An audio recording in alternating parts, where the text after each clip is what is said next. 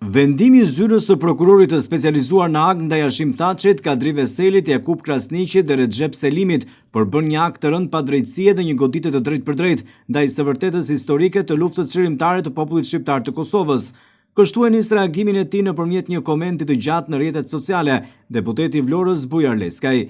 Sipas Leskajt, ky proces i mbështetur në pretendimet e njëanshme, i shkëputur nga konteksti i pushtimit dhe represionit shtetëror serb në Kosovë, po shndrohet në një mjet politik diskriminues e jo në një instrument real të drejtësisë.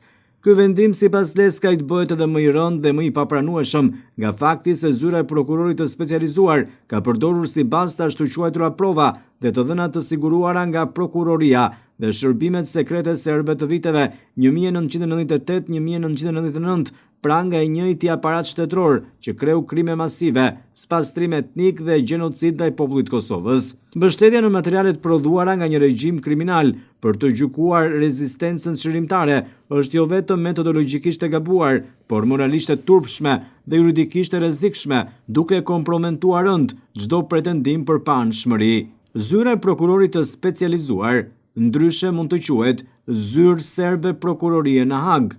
Po aq shqetësues është edhe fakti se kjo zyrë ka injoruar dëshmit, deklaratat dhe vlerësimet e personaliteteve më të larta ndërkombëtare të kohës, përfshi përfaqësues të Shteteve të Bashkuara të Amerikës dhe NATO-s, të cilët e kanë njohur dhe trajtuar UÇK-n si forcë legjitime çlirimtare dhe partnere në luftën kundër regjimit kriminal të Miloševićit, thot ndër të tjera Leskaj.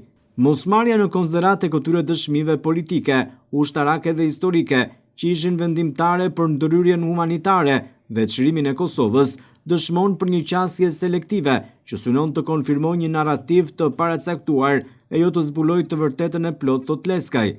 UÇK përbëhej nga njerëz të thjeshtë, vullnetar e që përpiqeshin të mbrojnin familjet e tyre, patriot. Ata luftuan dhe vdiqën si heronj të kombit shqiptar.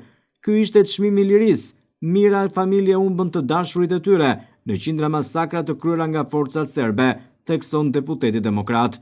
Kundërshtarët e UÇK-s dhe Kosovës ishin ushtria, policia dhe paramilitarët serb, të kalitur e sprovuar në fushat e tyre të vrasjeve në Bosnjë. Prokurorët, sipas deputetit Leskaj, të shfaqur qartas në krah të politikave shoviniste serbe, duke që ishin gati të kalonin nën akuzë pas vdekjes edhe heronjtë të Kosovës dhe të kombit shqiptar, Adem Jashari dhe Fehmi Ladrovci. Pretenca e tyre me 180 vite burg për të 4 drejtuesit e ushtrisë çlirimtare të Kosovës është jo vetëm e padrejtë, por edhe absurde. Sipas deputetit Bujar Leskaj, historia e luftës çlirimtare të një populli ridashës si ai i Kosovës nuk mund të rishkruhet duke i dënuar drejtuesit e kësaj lufte si krimin e lufte. Ata janë dhe do të mbeten jo vetëm për shqiptarët, por edhe për çdo person liridashës në botë, heronj të lirisë së një populli.